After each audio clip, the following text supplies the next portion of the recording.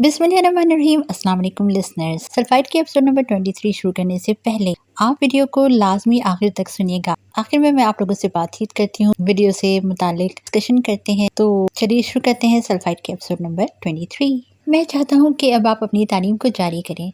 बहुत सा वक्त हो गया आपको दुनिया से कट कर रहते हुए। हमदान अंकल पेरिस आए थे और उस वक्त हानम के सामने बैठे उसे समझा रहे थे। उनकी बात पर हानम ने चौंक कर उन्हें देखा था। उसे तालीमी इदारों के नाम से भी खौफ होने लगा था। वो खामोशी से उन्हें देखती रही। जिंदगी का हर हादसा हमें एक नया सबक देकर जाता है। 2 साल ज़ाया कर दिया आपने अपनी ज़िंदगी के। ज़िंदगी बहुत छोटी सी नेमत है, इसको मज़ीद ज़ाया मत करें। हानम का सर झुक गया था। 2 साल, पूरे 2 साल उस शख्स की वजह से हानम ने तन्हा गुजारे थे। अब तक तो उसका मास्टर्स भी मुकम्मल हो जाना था। उसके दिल में हुक उठी थी, लेकिन वो अब खुद ही नहीं था। मैं आपके सारे कागजात ले आया हूँ। मुझे उम्मीद है हानी बेटा आप हम सबको मायूस नहीं करेंगी। यानी वो फैसला करके आए थे। यानी उसे बस फैसला सुनाया गया था। उसे बस करना था। उसने माही की तरफ देखा था जो कंधे उचका गई थी कि तुम लोगों का आपस का मामला है, या फिर वापस पाकिस्तान चलो, वहाँ अपनी माँ और अपनी फैमिली के साथ रहो। हमदान अंकल की इस बात पर वो चौंक गई थी। ये तो तय था कि उसे वापस कभी नहीं जाना था। मैं पढ़ाई शुरू कर लेती हूँ। हानम ने अपने कागजात वाली फाइल को मेज़ से उठा लिया था। वहाँ मौजूद हर शख्स के चेहरे पर मुस्कुराहट फैल गई थी। आरजे अब उसे क़हक़हे लगाता नजर नहीं आता था, लेकिन उसके अल्फाज आज भी हानम के कानों में गूंजते थे। उसे वो वाक़या आज भी किसी डरावने ख्वाब की तरह याद था। पीछे पलटकर देखती तो उसे अपनी बर्बादी साफ दिखाई देती थी। वो शायद उसके मरने के बाद भी उससे नफरत करती थी। वो यूनिवर्सिटी जाने के लिए तैयार हो रही थी। उसका एडमिशन हो चुका था। उसने एक बार फिर एमएससी में दोबारा दाखिला लिया था। जिंदगी के 2 अढ़ाई साल ज़ाया करने के बाद वो फिर से शुरुआत कर रही थी। शायद उसका खौफ इस लिहाज से कम हो गया था कि आरजे मर चुका था, लेकिन जो उसके अंदर सब बदल चुका था वो कभी दोबारा ठीक नहीं होने वाला था। उसने डेनिम का पाँव तक आता सेर रंग का गाउन पहन रखा था, चमड़े के जूते पहने, सुनहरी बालों को पोनी की शक्ल दिए। वो उस हानम से बहुत मुख्तलिफ लग रही थी जो बड़ी सी चादर लपेट कर यूनिवर्सिटी जाती थी। दुपट्टा एक छोटे से स्कार्फ की सूरत में गर्दन के गिर्द लपेटा था। हानम ने एक आखिरी नज़र खुद पर डाली थी और फिर दरवाजे की तरफ कदम बढ़ा दिए थे। दरवाजे पर पहुंचने के बाद वो रुकी थी। जाने क्यों बिना सर ढांपे बाहर जाने को दिल नहीं कर रहा था। वो वापस आईने के सामने आई थी। गले में लपेटे स्कार्फ को खोलकर उसने सर पर ओढ़ा था। अलमारी से श्रग निकालकर उसे अपने ऊपर पहना था। अब वो मुकम्मल तौर पर कवर थी। उसके श्रग के पीछे की जानिब बड़ा सा एंजल दिखा था। सर को ढांपकर उसे थोड़ा सुकून महसूस हुआ था। माँ देखकर नाराज ना हो जाए कहीं, सर पर आंचल ना हो तो डर लगता है। आसिया बेगम ने उसे बाहर खुले सर फिरना नहीं सिखाया था। वो घर था जहाँ वो कुछ भी पहन सकती थी, क्योंकि उस घर में कोई मर्द नहीं था। लेकिन अब वो बाहर जा रही थी और आसिया बेगम की बहुत सी बातें उसके जहन में गूंज रही थी। एक सरसरी नज़र खुद पर डालकर वो बाहर निकल गई थी। और सच तो ये है कि हम कभी बदलते ही नहीं हैं। हमारा अंदर अगर अच्छा हो तो वो कभी नहीं मरता, क्योंकि अच्छाई कभी मरती नहीं। हम वक्ती तौर पर किसी और चेहरे के पीछे छुप जाते हैं जिससे हमारी तकलीफ कम हो, लेकिन हम मुकम्मल तौर पर बिल्कुल भी नहीं बदलते। यूनिवर्सिटी की दुनिया बहुत अलग थी। वो जियोलॉजी डिपार्टमेंट के कैफ़े पर बैठी थी। उसने जाने क्यों उस मज़मून का इंतखाब किया था। उसे पढ़ने में अब कहाँ दिलचस्पी थी। उसे बस अपना वक्त गुजारना था। हानम ने सामने पड़े कॉफ़ी के कप को उठाकर लबों से लगाया था। लड़के लड़कियों के ग्रुप्स उसे दोस्तों की याद दिला रहे थे, लेकिन वो सोचना नहीं चाहती थी। हे मैडी, वो देखो हमारी नई क्लास फेलो आई है। एक लड़के ने मैडी के कान में सरगोशी की थी। मैडी क्लास का सबसे शरारती लड़का था जो नए आने वाले स्टूडेंट्स और पहले से मौजूद स्टूडेंट्स का जीना हराम करके रखता था। किधर है? मैडी ने चौंक कर पूछा था। वो पहली क्लास में मौजूद नहीं था, लेकिन अब आया था तो उसके दोस्त ने उसे बताया था। वो सामने देखो, ब्लैक ड्रेस वाली। जैकी ने इशारा किया था। ओके, मैं ज़रा हेलो हाय करके आता हूँ, मैडी शरारत से कहता उठा था। मैडी की तरफ हानम की पुश थी। वो उसके करीब पहुँच चुका था। उसने हानम के श्रग पर बड़ा सा एंजल लिखा देखा था। वो अकेली बैठी थी। इंटरेस्टिंग, वो मुस्कुराते हुए उसके सामने जाकर खाली कुर्सी पर विराजमान हो चुका था। हानम ने चौंक कर उसे देखा था, फिर वो नॉर्मल हो गई थी। वो जानती थी ये पेरिस की यूनिवर्सिटी थी, उसकी पीयू नहीं, जहाँ लड़के कम से कम लड़की की इजाज़त के बिना उसके पास नहीं बैठ सकते थे। हेलो एंजल, मैं हूँ मैडी। मैडी ने मुस्कुराकर हाथ आगे बढ़ाया था। इससे पहले हानम कुछ कहती, उसने अपने दाएं जानिब देखा था और सूरज की मध्यम सी रोशनी हानम के चेहरे पर पड़ी थी। उसका पैदाइशी निशान चमका था। मैडी हैरान रह गया था। ये क्या था? उसने कभी पहले ऐसी कोई चीज़ नहीं देखी थी। हाय, हानम ने बिना हाथ मिलाए वापस उसकी जानिब देखते हुए जवाब दिया था, जबकि मैडी बस समंदखों की तरह उसे घूर रहा था।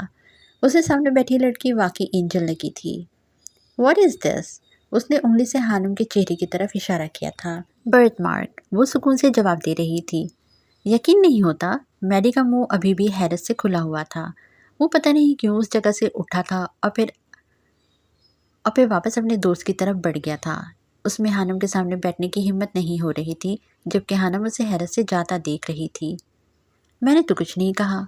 हानम ने कंधे उचकाए थे और फिर कॉफ़ी का आखिरी घूंट पीने के बाद वो उठकर अपनी क्लास की जानिब बढ़ गई थी। हानम ने यूनिवर्सिटी जाना शुरू कर दिया था, लेकिन उसे लेक्चर की कुछ समझ नहीं आती थी। 2 साल वो किताबों से दूर रही थी। 2 साल वो अपने आप से दूर रही थी।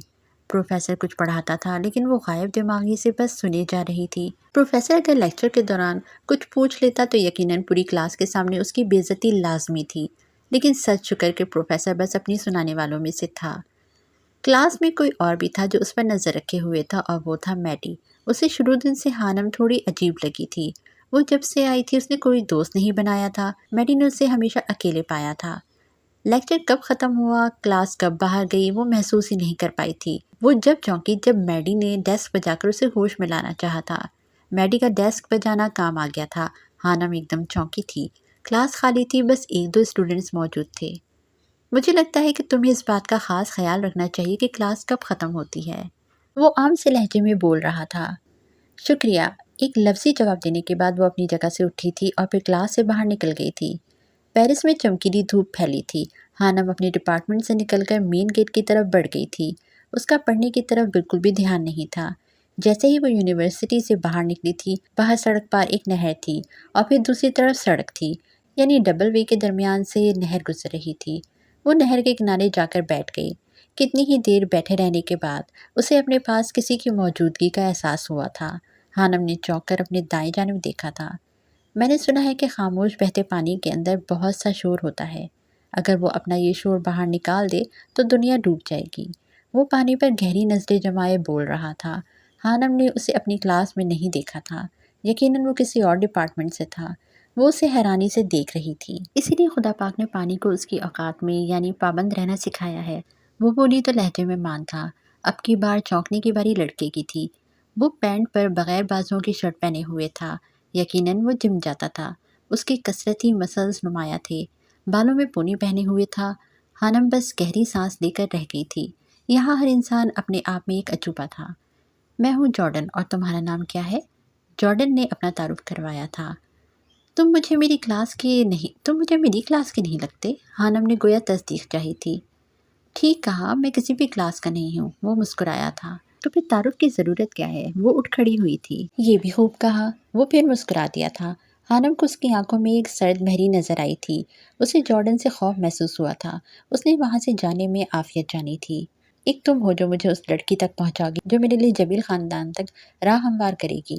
वो हानम को जाते हुए देख रहा था। यकीनन उसने हानम को माही के साथ देखा था, और अब वो हानम से इसलिए मिल रहा था कि जो कुछ माही के बारे में नहीं जानता वो जान सके। उसे पूरी उम्मीद थी कि माही जबील ख़ानदान को ज़रूर जानती थी। मिस्टर जोसेफ की पार्टी पर अब तक उसने माही का बहुत पीछा किया था, लेकिन वो किसी ऐसे शख्स से नहीं मिली थी जिसका नाम जबील था। वो उस पर नज़र रखे हुए था, लेकिन इंतज़ार मुश्किल था। कभी कभी जाड़े की कोहर भरी शाम में जाने क्यों उदास होने को जी चाहता है। किसी बिछड़े हुए की याद में रोने को जी चाहता है। दर्द के धागों में लफ्ज़ों के मोती पिरोने को जी चाहता है। झटपटे की इस मौसम में सिर्फ परत परत खोलते हैं। मेरे अंदर दुख ही दुख बोलते हैं। कभी कभी जाड़े की कोहर भरी शाम में। लाउंज में टीवी की हल्की हल्की आवाज़ उभर रही थी। इला नूडल्स की प्लेट पकड़े खाने में मगन थी। बाहर मौसम अबर आलूद हो रहा था। तेज़ हवाएं रूई के गालों की आमद का पता दे रही थी। जैसे ही शाम होती थी चमकीली धूप एकदम से गायब हो जाती थी। वो लाउंज में बैठी ग्लास विंडो से बाहर नरम नरम गिरते रुई के गालों को देख रही थी। उसे याद था जब भी मौसम ज़्यादा ठंडा होता था माहम किचन में घुस जाती थी। اسے کھانے کا بہت شوق تھا۔ وہ کچھ نہ کچھ نیا بناتی رہتی تھی۔ اس وقت خانم کا دل شدت سے اپنے گھر والوں سے ملنے کو چاہا تھا۔ وہ گہری سانس لیتے ہوئے رخ موڑ گئی تھی۔ کچھ دیر بعد ماہی بھی ان کے پاس آ کر بیٹھ گئی تھی۔ باہر گرتی برف نے ماہی کو وہ دن یاد دلا دیا تھا جب اسے پہلی بار حشام ملا تھا۔ وہ مسکرا دی تھی۔ ایک بات پوچھوں ہانی؟ ماہی نے اسے مخاطب کیا تھا۔ ہاں ضرور۔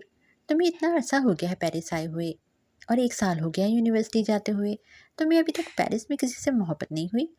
ایسا کیوں؟ پیرس میں آ کر بھی تمہیں کوئی پسند نہیں آیا؟ کیوں؟ خانم ماہی کا سوال سن کر سٹپٹا گئی تھی۔ اسے اس سوال کی امید نہیں تھی۔ نہیں، میں نے کبھی اس پر توجہ نہیں دی، خانم نے سادہ سے لہجے میں جواب دیا تھا۔ ماہی بے اختیار مسکراتی تھی۔ محبت کا توجہ سے کیا تعلق؟ ہر چیز کا تعلق توجہ سے ہوتا ہے۔ جب انسان کسی چیز میں دلچسپی لیتا ہے اور اس چیز سے متعلق سوچتا ہے تو اکثر وہ ہونا شروع ہو جاتا ہے۔ کچھ سمجھ نہیں آیا کہ تم نے کیا بات کی ہے۔ خانم کی بات ماہی کے اوپر سے گزر گئی تھی۔ بتاتی ہوں۔ خانم اپنی جگہ سے اٹھ کر لاؤنج میں رکھے ایکویریم کی طرف بڑھ گئی تھی۔ ماہی اور ایلا غور سے اسے دیکھ رہی تھی۔ یہ ایکویریم دیکھ رہی ہو نا؟ اس کے اندر بہت خوبصورت دنیا ہے۔ روزانہ کتنی بار اسے غور سے دیکھتی ہو؟ خانم نے پوچھا تھا۔ یاد نہیں، کبھی اس پر غور نہیں کیا تھا، ماہی نے نا سمجھی سے جواب دیا تھا۔ اب اس پر غور کرو اور دیکھو اس میں سب سے خوبصورت مچھلی کون سی ہے؟ خانم پوچھ رہی تھی۔ ایلا نے ٹی وی بند کر دیا تھا۔ اب وہ دونوں غور سے شیشے کے جار یعنی ایکویریم کے اندر تیرتی مچھلیوں کو دیکھ رہی تھی۔ وہ نیلے رنگ والی، ماہی نے کافی غور کرنے پر سب سے الگ اور خوبصورت مچھلی کی طرف اشارہ کیا تھا۔ کمال ہے، اتنی خوبصورت مخلوق پر میں نے پہلے توجہ کیوں نہیں دی؟ ماہی بڑبڑائی تھی۔ اسے وہ مچھلی واقعی بہت پیاری لگی تھی۔ اس کی بات سن کر خانم کے چہرے پر مسکراہٹ پھیل گئی تھی۔ کیسے پتہ چلا کہ یہ مچھلی پیاری ہے؟ غور کرنے پر، ماہی نے جواب دیا تھا۔ اب تم کیا کرو گی؟ خانم نے پوچھا تھا۔ میری کوشش ہوگی کہ میں روزانہ اس مچھلی کو دیکھ سکوں، ماہی نے جواب دیا تھا۔ اور پھر؟ ابھی اسے دیکھنے کے بعد میرا دل کر رہا ہے اسے چھو کر دیکھوں، ایلا نے اپنا خیال ظاہر کیا تھا۔ اگر تم دونوں ان مچھلیوں پر غور نہ کرتی تو تم دونوں کو کبھی اس بات کا احساس نہیں ہونا تھا کہ انہیں دیکھنا یا چھونا چاہیے۔ یہ بات ثابت کرتی ہے کہ کام کوئی بھی ہو اسے ہماری توجہ خاص بناتی ہے۔ محبت بھی کچھ ایسی ہی منطق رکھتی ہے۔ جب تک کسی انسان پر غور نہیں کرو گے وہ عام سا ہوگا، لیکن جیسے ہی ہم اس شخص کے متعلق سوچنا شروع کرتے ہیں، اس پر توجہ دینا شروع کرتے ہیں تو ہمیں اس کی اچھائیاں نظر آتی ہیں۔ آہستہ آہستہ وہ ہمیں پسند آتا ہے اور ایک وقت ایسا آتا ہے جب ہمیں محسوس ہوتا ہے کہ ہمیں اس سے محبت ہو گئی ہے۔ وہ اپنی لاجک پیش کر چکی تھی۔ وہ دونوں اسے حیرت سے دیکھ رہی تھی۔ کچھ ایسا ہی ہوا تھا ماہی کے ساتھ جب اسے پہلی دفعہ حشام نظر آیا تھا۔ سینکڑوں لوگوں میں اس نے حشام پر غور کیا تھا، پھر اسے محسوس ہوا تھا وہ کافی وجیح تھا۔ وہ اس دن جب وہ پہلی بار آئیفل ٹاور کے پاس ملا تھا کتنی ہی دیر اسے غور سے دیکھتی رہی تھی۔ وہ اسے بعد میں سوچتی رہی تھی۔ وہ اس کے حواسوں پر چھانے لگا تھا۔ وہ اسے جاننے کا اشتیاق رکھتی تھی۔ وہ کتنی جگہ ماری ماری پھری تھی اور بالآخر اسے محسوس ہوا تھا کہ اسے حشام سے محبت ہو گئی تھی۔ میں نے کبھی کسی انسان پر اتنی توجہ نہیں دی کہ میں اسے محبت کر سکوں۔ میرا دل اور دماغ ہمیشہ کسی اور رخ میں چلتا رہا ہے۔ میری سوچ کا دھارا محبت سے کہیں آگے اندیکھی چیزوں کی طرف بہتا رہا ہے، خانم بتا رہی تھی۔ لیکن محبت اپنے اختیار میں کب ہوتی ہے؟ یہ تو بے اختیار ہوتی ہے، ماہی نے جانے کس احساس کے تحت کہا تھا۔ ٹھیک کہا، دنیا میں سب سے موزوں جذبہ محبت کا رہا ہے، لیکن میں یہاں یہ کہوں گی کہ محبت کے ہونے میں ہمارا بھی ہاتھ ہوتا ہے۔ انسان جس چیز کی جستجو کرتا ہے قدرت اس انسان کا رخ اس کی جستجو کی طرف موڑ دیتی ہے۔ اگر انسان چاہے جانے کی طلب رکھے گا تو یقیناً وہ محبت سے ٹکرائے گا۔ جو چاہے جانے کی طلب رکھتا ہے اس کی آزمائش ہوتی ہے کہ اسے پہلے محبت ہوتی ہے۔ اسے کسی کی طلب میں مبتلا کر دیا جاتا ہے اور اس کی یہ خواہش کہ کوئی اسے چاہے وہ اس کی آزمائش کے بعد پوری ہوتی ہے۔ میں نے کبھی اس چیز کی خواہش نہیں کی کہ مجھے کوئی چاہے، اور اللہ پاک نے بھی کبھی مجھے محبت جیسے جذبے سے روشناس نہیں کروایا۔ میرے اندر بڑی بے چین روح ہے، اسے کچھ اور چاہیے، یہ اور چیزوں کی جستجو کرتی ہے۔ جو لوگ کائنات کو تسخیر کرنے نکلتے ہیں وہ اس چیز کی طلب رکھتے ہیں۔ جن لوگوں نے ماضی میں دنیا فتح کی ہے یقیناً ان کی جستجو نے انہیں یہ کام کرنے پر اکسایا ہوگا۔ جن لوگوں نے قدرت کا عرفان پایا ہے یقیناً وہ بہت تڑپے ہوں گے۔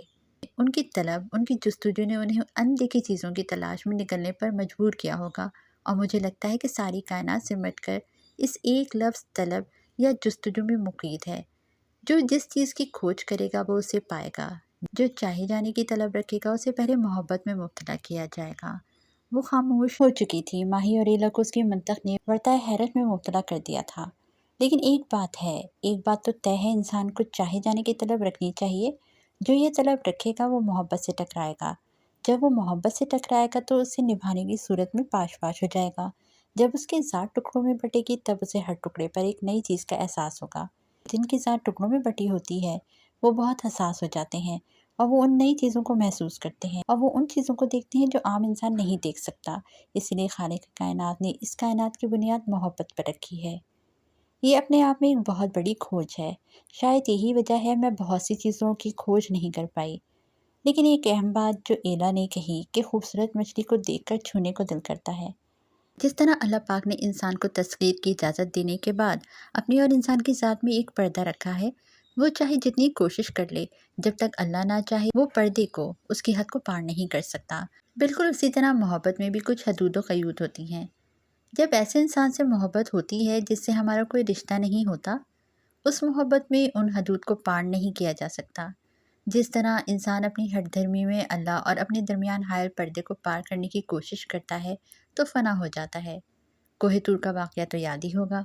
بالکل اسی طرح اگر انسان نامحرم کی محبت میں ان حدود کو پار کرتا ہے جو اسے نہیں کرنی چاہیے تھی تو وہ انسان نہیں رہتا، اپنی خواہشات کا غلام ہو جاتا ہے، جانوروں سے بدتر ہو جاتا ہے۔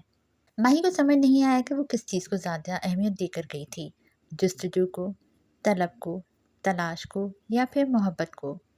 وہ انسان کی طلب سے شروع ہو کر کائنات کا ذکر کر کے واپس محبت پر آ گئی تھی۔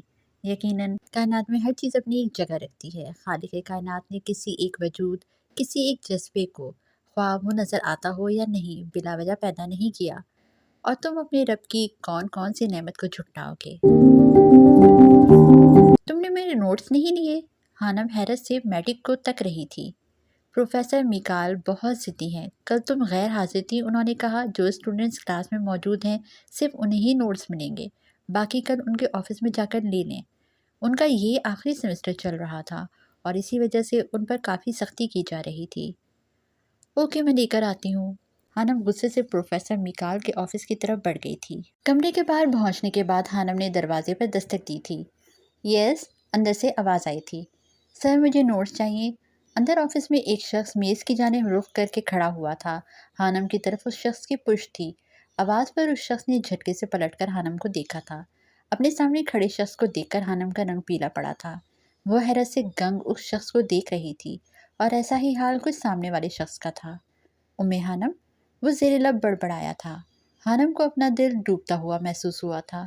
وہ اس شخص سے صرف ایک دفعہ ملی تھی، کچھ سال پہلے کالج کے میٹنگ والے کمرے میں، جہاں اس شخص نے اپنا تعارف ہشام بن جبیل کے نام سے کروایا تھا۔ ہشام حیرت اور خوشی کے ملے جلے تاثرات سے اسے دیکھ رہا تھا۔ وہ ایک جھٹکے سے مڑی تھی اور آفس سے باہر نکل گئی تھی۔ ہانم کا دل دھک دھک کر رہا تھا۔ وہ جانتی تھی کہ آرجے مر چکا تھا، لیکن اس نے کبھی سوچا نہیں تھا کہ اس کا سامنا آرجے کے کسی فیملی کے شخص سے ہو جائے گا۔ ایسی ہی کچھ حالت ہشام کی بھی تھی۔ پروفیسر میکال سے اس کی اچھی خاصی دوستی تھی۔ آج وہ اسے ملنے آیا تھا، لیکن اسے یقین نہیں آ رہا تھا کہ قسمت اس پر یوں بھی مہربان ہو سکتی تھی۔ پروفیسر میکال جب آفس میں داخل ہوا تو ہشام کو کرسی پر براجمان کسی گہری سوچ میں غرق پایا تھا۔ کیا ہوا؟ ہانم تمہاری اسٹوڈنٹ ہے؟ ہشام نے پوچھا۔ ہاں، پروفیسر میکال نے کچھ دیر سوچنے کے بعد جواب دیا تھا۔ مجھے پہلے کیوں نہیں پتا چلا؟ ہشام اپنا سر تھام کر رہ گیا تھا۔ ہانم اپنی مخصوص جگہ پر یعنی نہر کے کنارے بیٹھی تھی۔ ہوا کی سرسراہٹ سے دوپٹے کے نیچے سے اس کے بال نکل کر چہرے کو چھو رہے تھے۔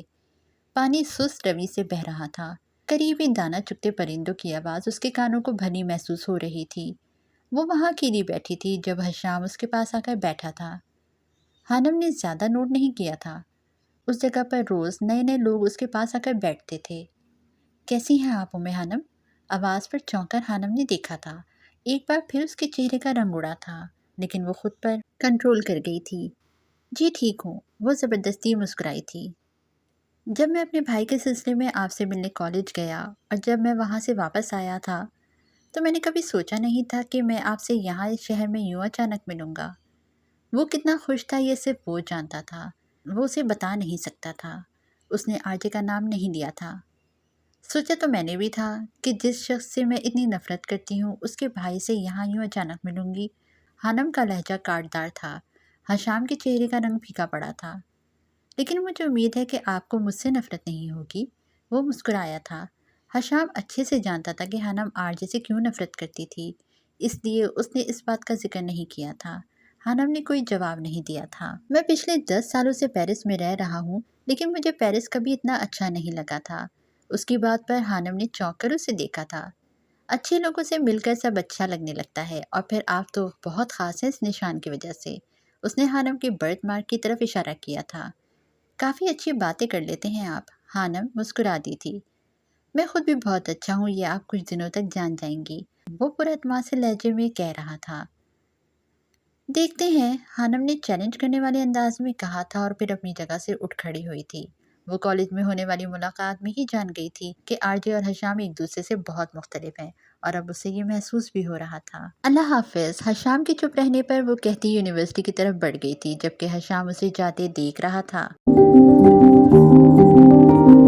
हाँ, तो लिसनर्स इस एपिसोड को यहीं ख़त्म करते हैं। नॉवेल में अच्छा मोड़ आ गया है। अब पेरिस में जो है हानम का हशाम से मुलाकात हुई है, एंड तो यहीं पर ही हुआ है, और शुक्र है कि अब उम्मे हानम जो है अपनी नॉर्मल लाइफ की तरफ आ गई है। वो फिर से बातचीत करना शुरू हो गई है। वो जो उसके अंदर जो एक खामोशी आई हुई थी, जो बिल्कुल वो एक बुत की तरह सी बनी हुई थी, वो सब कुछ ख़त्म करके नॉर्मल ज़िंदगी की तरफ आई है। वो बातें करना शुरू हुई है। वही इंटेलिजेंस अपनी और वही जो उसकी गहरी सोच है उसकी तरफ आई है। चलिए देखते हैं नेक्स्ट एपिसोड में क्या होता है आगे। अब क्योंकि हशाम से ये मिली है, और शायद इन दोनों, हशाम को तो खैर ये अच्छी लगती ही है, तो हो सकता है कि ये भी कुछ इसमें इंटरेस्ट लेने लगे। उम्मे हानम भी शायद हशाम में इंटरेस्ट लेने लगे। लेट्स सी आगे क्या होता है। कमेंट में अपनी राय का ज़रूर इजहार कीजिएगा। आप लोग भी बताएं कि आगे क्या हो सकता है, और अगर आप लोगों ने पहले ये पढ़ा हुआ है या सुना हुआ है नॉवेल, तो काइंडली इसको आगे आप इसकी जो भी है ना इसकी स्टोरी को उसको रिवील नहीं कीजिएगा। ये मेरी आप लोगों से बहुत ज़्यादा रिक्वेस्ट है। और अगर अभी तक आप लोगों ने चैनल को सब्सक्राइब नहीं किया तो सब्सक्राइब कर लें, लाइक कर लें, अपने फ्रेंड्स के साथ शेयर कर लें। मिलते हैं नेक्स्ट एपिसोड में, तब तक के लिए अल्लाह हाफिज़।